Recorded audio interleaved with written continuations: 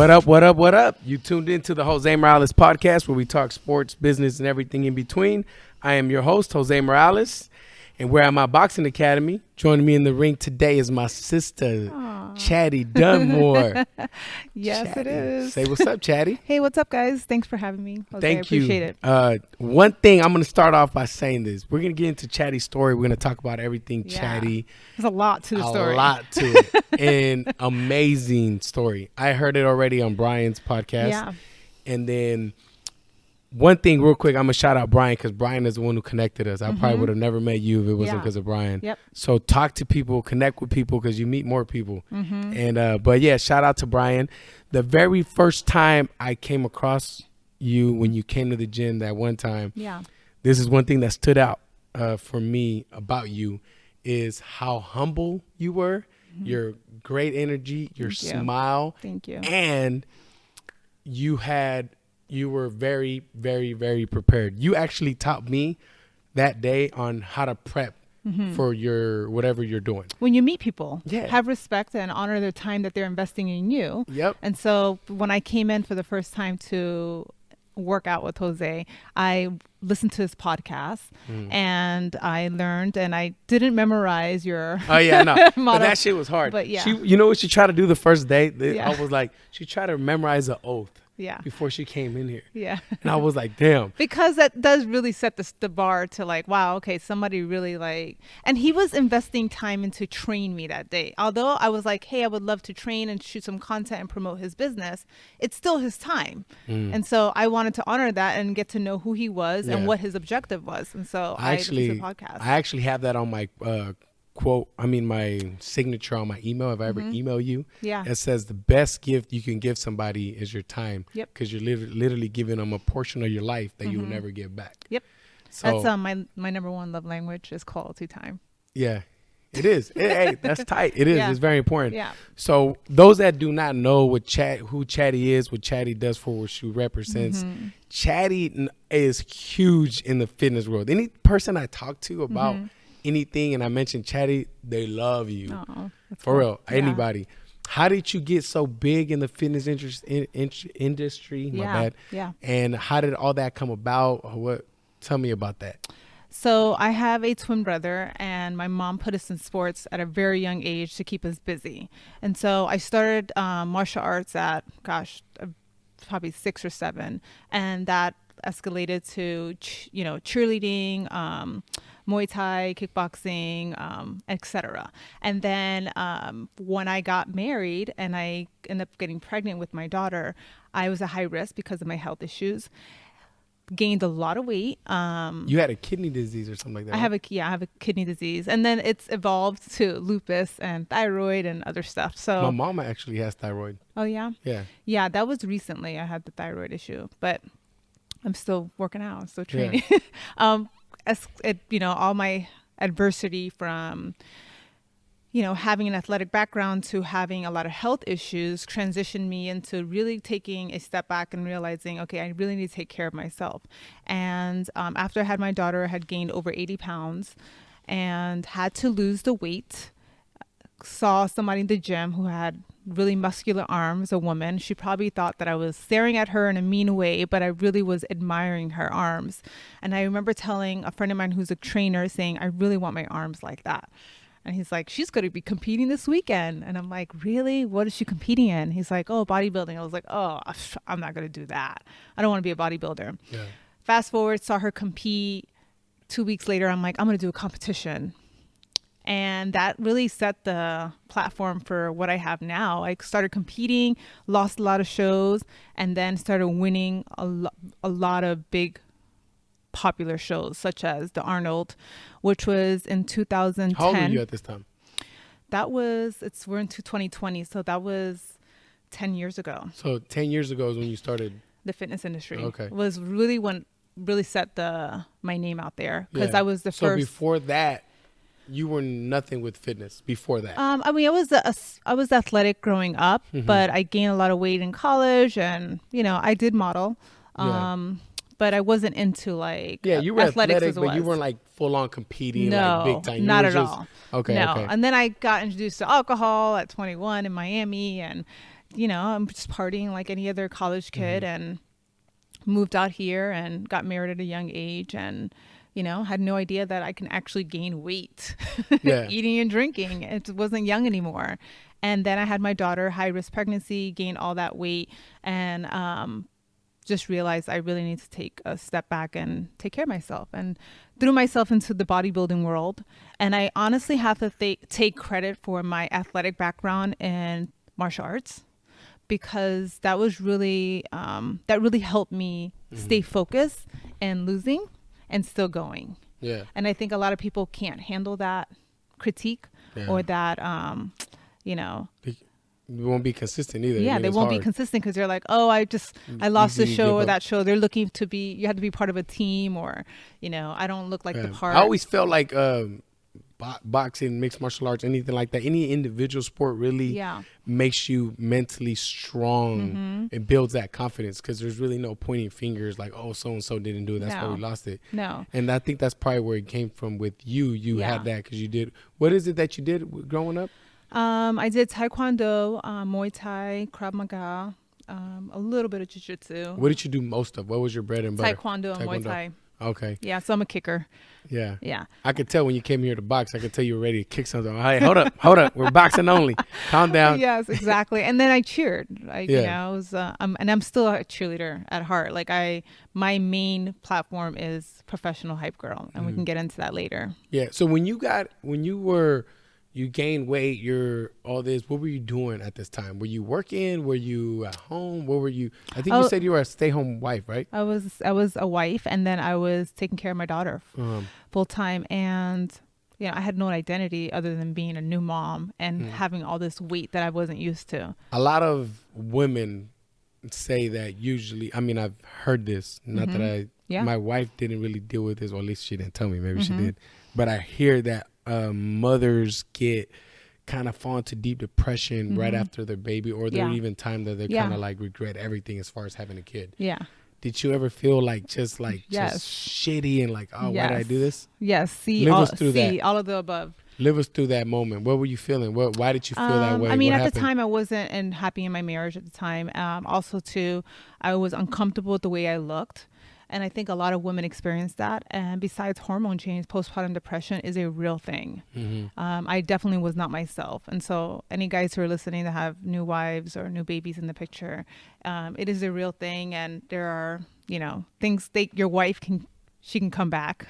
It just takes, time, and whether if it's medication, seeing a professional, working out helped me immensely. And just knowing that I did have control. I just had to work at it. And sometimes people just don't have that work ethic. They want things to happen overnight. They want a magic pill, and nothing of value is overnight. Yeah. So working out and throwing myself into the gym made me feel like myself again. And it didn't help my marriage at the time. It made me realize that I really did not want to be in that marriage, if anything.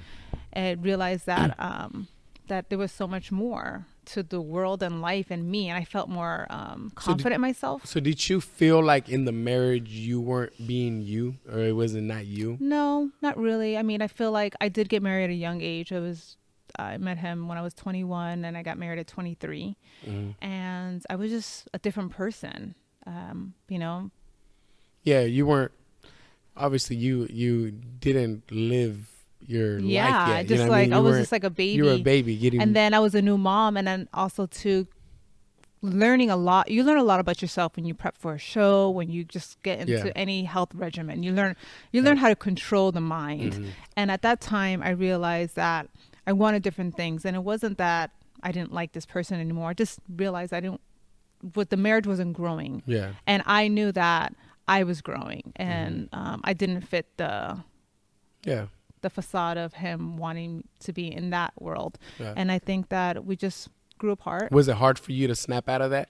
Like to what I mean by snap out of it, like, no, because there's people that probably feel something like, oh, I can do this instead, but they fight it off because they're comfortable or they're in a situation. For example, for you were married, you had your daughter. I didn't work. You didn't work. Was it hard for you to be like, I'm going to fuck this. I'm going to chase my heart. We're allowed to curse. Can we cuss? Yeah, I cuss all the fucking time. Yeah. So was it easy for you? Was it hard? What was that so like? I guess me being the youngest out of my siblings, I don't really like follow the norm. And so I would say it was easy for me because as the youngest out of my siblings and just my mindset, I always think like YOLO. Like I always have that mindset of like, even where I'm at now, if I'm not happy, I'm okay with starting over, like being rock bottom, because I've done it so many times that there's no attachment to anything. Yeah. And for me, I felt like I'm just not happy. And so when it came out hard financially, I'm like, okay, well, what are you going to do? Because you have no job. And so I made a name for myself in the fitness industry where I didn't have anything, I wasn't getting paid. But as far as winning my titles, I made that a part of my resume where I can sign myself up with a supplement company and make myself useful as far as creating a influencer program, which I did with a supplement company called Muscle Farm, and I helped them create the women's line called Fit Miss. And so at that time I was doing really, really well, where I created I had a lucrative contract with the company, and I was able to be on my own as a single mom and follow my dreams in the fitness world. And a lot of people don't have that because the fitness world does not pay at all. So covers, they think that you make millions of dollars or thousands of dollars at least landing these covers. You really don't. I mean, they pay, but not very much. And even when you have those covers, that's not the end all. That's not like gonna set you to greatness. No, you really have to work at it. And I had to work at, making myself useful. What can I do in the industry to make myself paid, where I'm not just an online trainer and just posting workouts on Instagram. And so I did that. I helped create a program with the company. And was there times where you kind of like, man, I shouldn't have done this? Or no, you I always... was literally on a high. Between winning those titles. What titles did you win? Share those. I won the 2009 Sacramento National Qualifier Show, which helped me qualify for the Arnold in 2010. And then I was the first bikini champion as an amateur for the Arnold. And that was a new division. And from there, I got my pro card in New Jersey in 2010. Switched federations from NPC to IFBB. And IFBB, when I won my pro card as a professional bikini athlete, the WBFF offered me a chance to compete in their world title, and they would honor my pro card. And at that time, that was like East Coast, West Coast type of gang. Like, you don't switch over. And I was just like, YOLO. Tupac and Biggie. I was.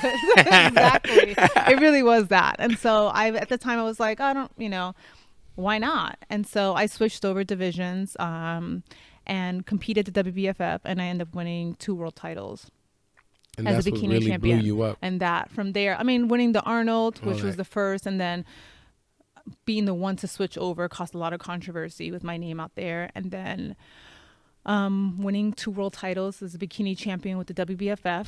I ended up competing again as a fitness, and I placed 5th in the world right after. And then I just stopped. I resigned my company with Muscle Farm and Fit Miss, and then I just stopped competing. I just needed a break. And at that time, that's when I was going through my divorce. I was just transitioning through life, and I just needed to step back. I was still working. So you were winning these titles while you were still married? I was. Oh, okay. Yeah. Oh, yeah. Interesting. So you were, and then towards... He was very supportive in what I did. Yeah. Oh, that's good. Yeah. He was great. Yeah. Okay. And then so after that, what brought you to Sacramento? Because you're not from here. You're from New York, right? From New York,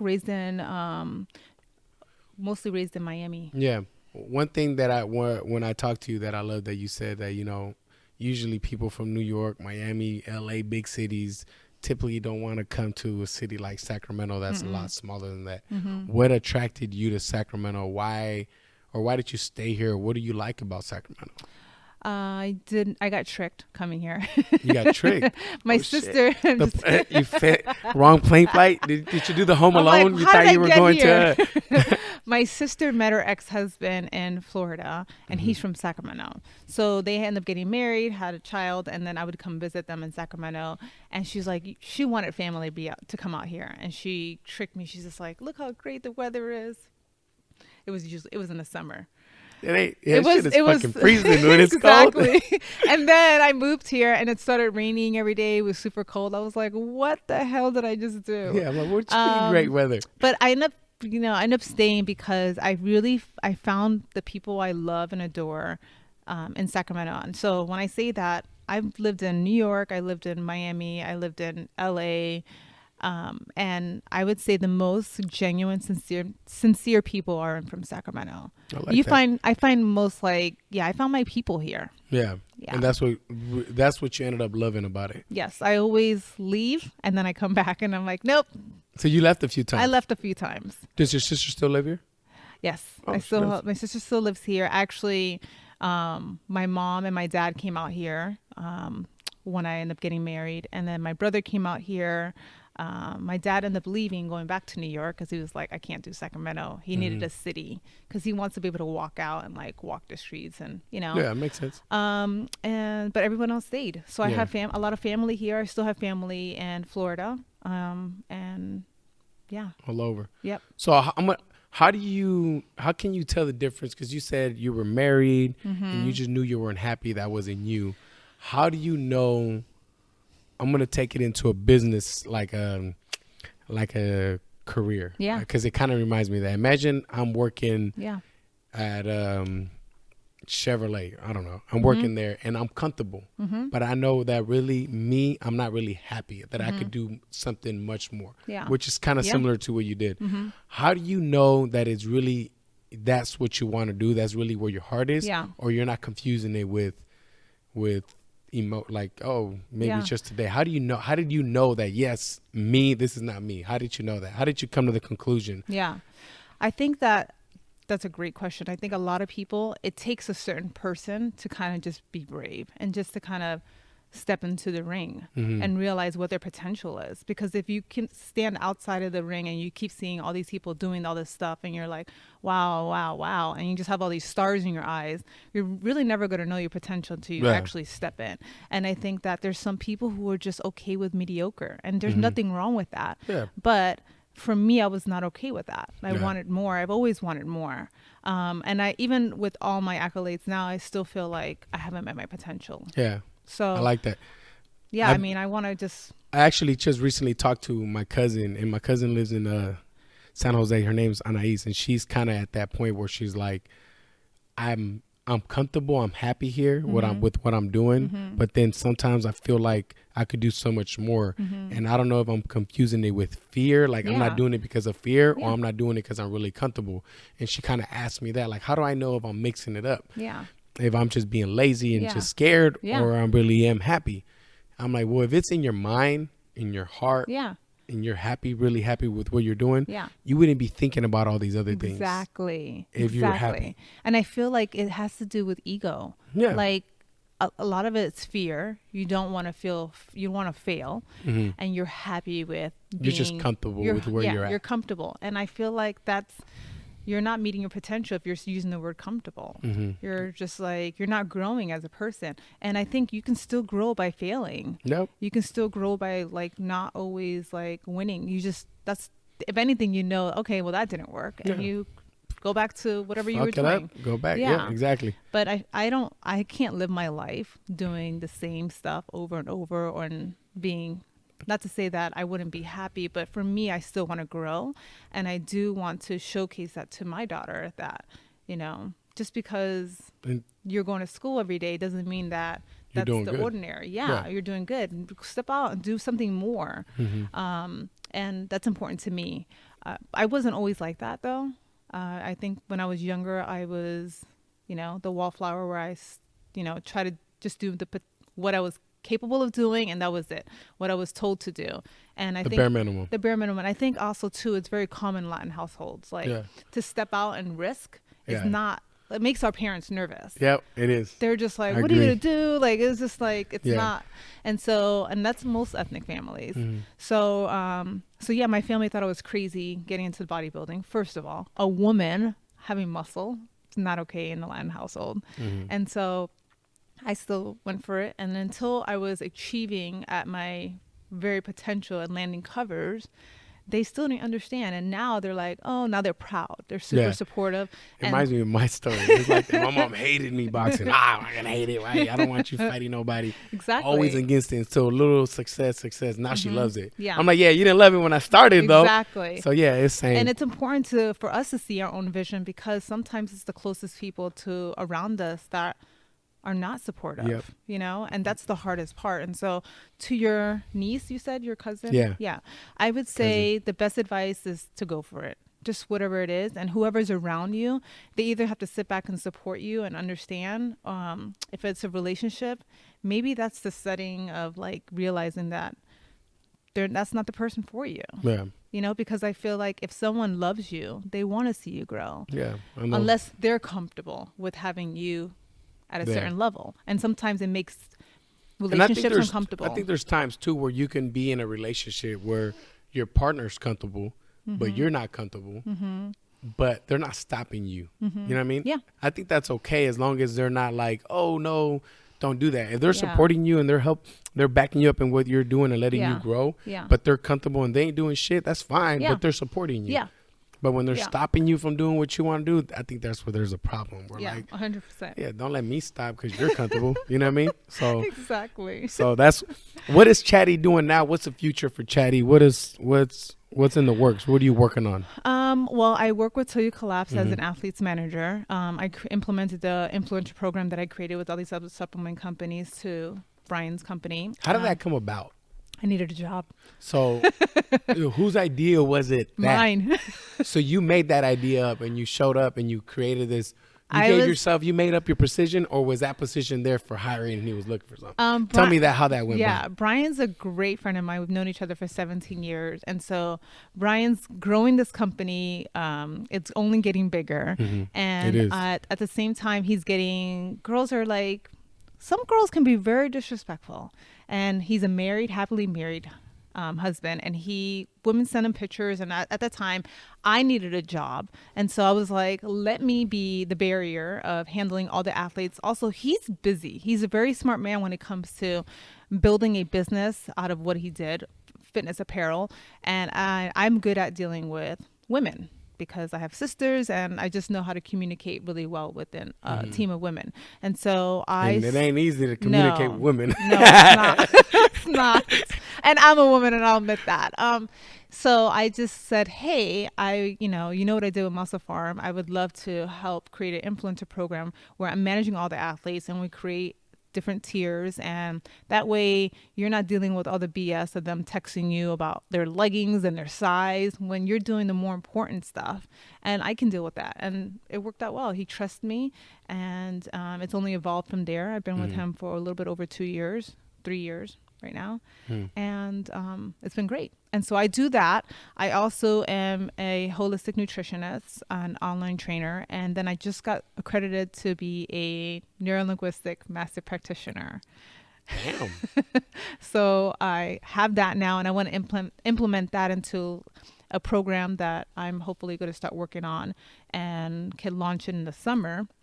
But I was just talking to my boyfriend about my ultimate goal is to have an app where I can do online training and coaching and create a curriculum to help people rebuild their lives, because that's what I did several times. I know a guy if you need help with that. Yeah? Yeah. Cool. I'll tell you after. Yeah. And then I want to host events. Like I love meeting people that follow me, and then people who just, and I'm not just saying women, I just love meeting people who want to rebuild their lives. And I think that we've touched on this subject several times as far as like, how do you know when you need to take that next step?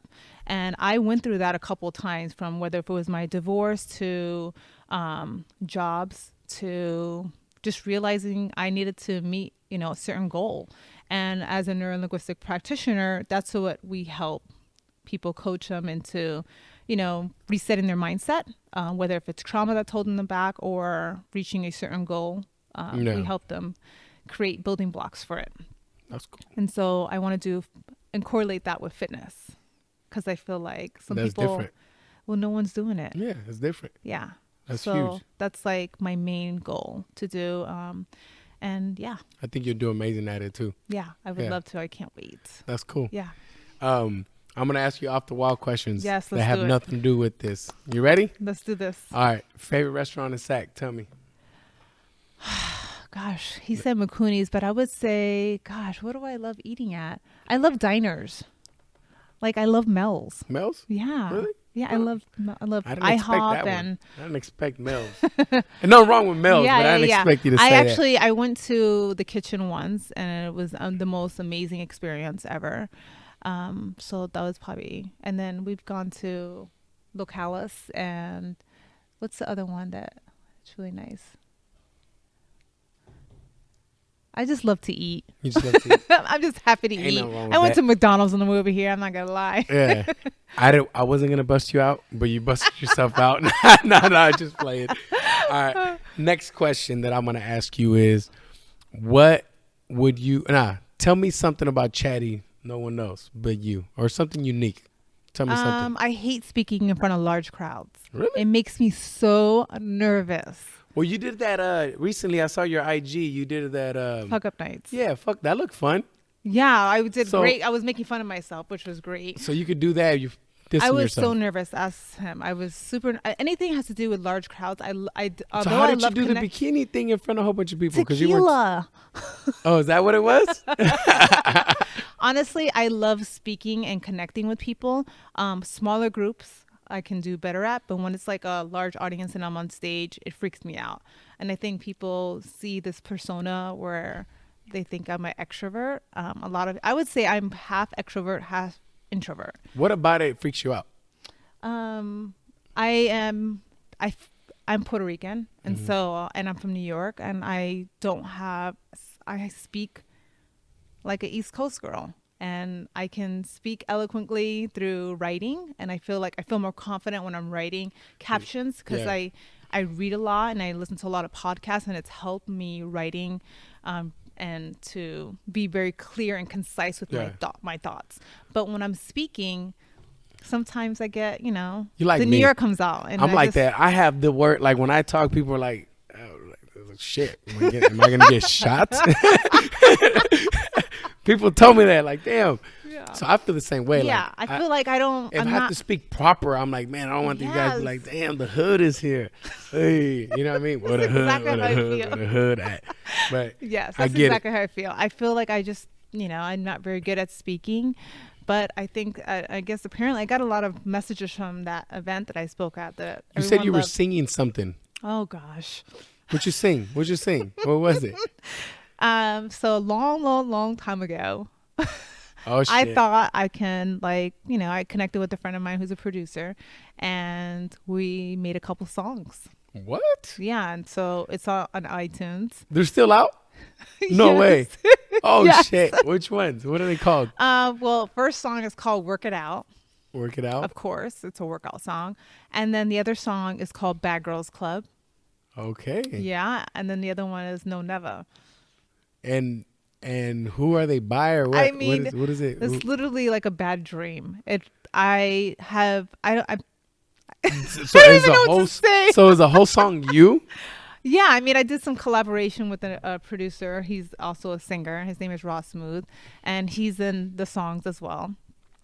So yeah, that was like my fuck up for the fuck up night. All right, I'm gonna say something real quick. I'm gonna make a confession. No singing. I'm not singing. Make a confession. I'll make a confession. I'm not gonna put you on the spot. You heard it already. No. I actually did something similar. No, wait, you rapped? I rapped. What? Yes. No way. Yes, no one really knows. So me growing up, I had one of my good friends is a big time rapper. Like he rapped everything. Mm-hmm. He makes beats, everything. So every time I go to his house, dude, I got some beat going on. He's rapping, da. And one day I was like, fuck it. Yeah. Fuck it. Why not? I'm gonna make a rap song. I started rapping. I started doing it. And I'm like, oh shit.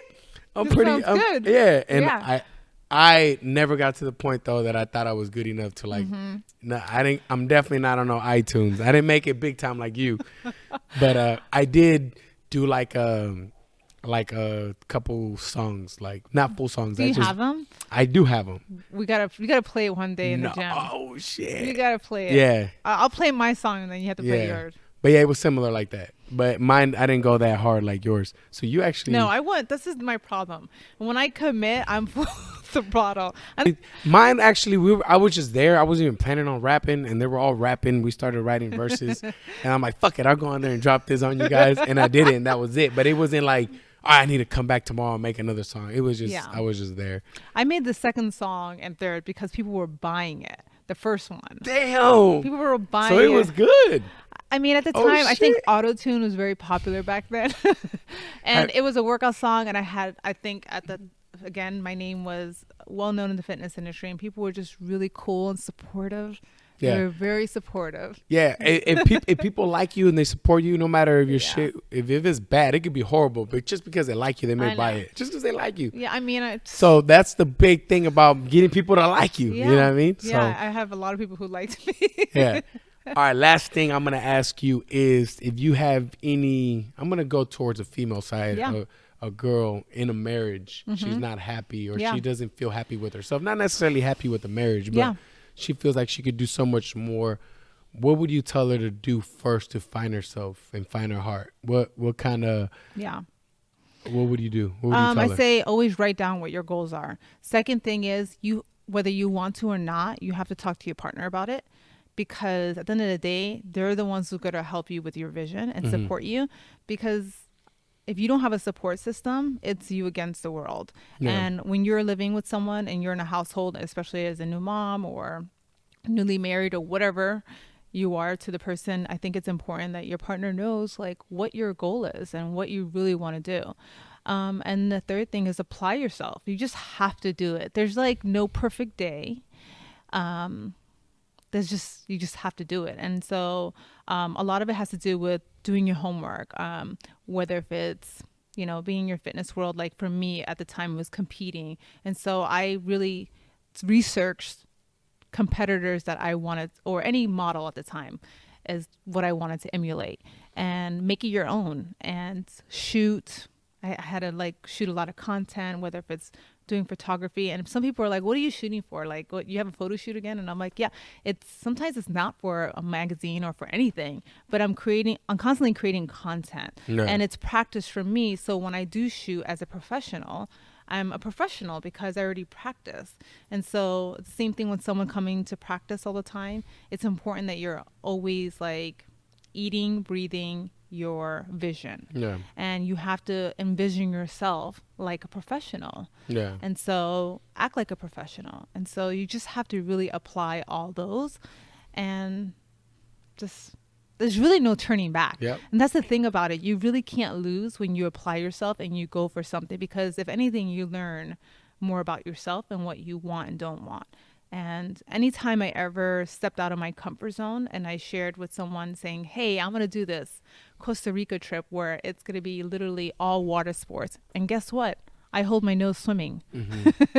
And it's all professional. So I went the whole weekend in Costa Rica doing all these water sports, holding my nose like a little kid. Wow. I even bought nose plugs. But I came back so confident. And now I will get on a stand-up paddleboard. Yeah. I would do much more things than I would normally. Yeah. And I think it's huge too from a mother, and if you have a daughter like you do, really sets the point and the bar for your daughter to see. Yeah. And for when she sees it, when she gets older, she's like, my mother did it. You know what I mean? Kids do not learn what we say. They learn by what we do. Yep. I agree 100%. When they see you always constantly, whether if it's taking care of yourself physically, showing affection to the people you love, honoring, the community where you're being genuine and you're a fair person, they see your character in that way. And that's what they will end up learning. Yep.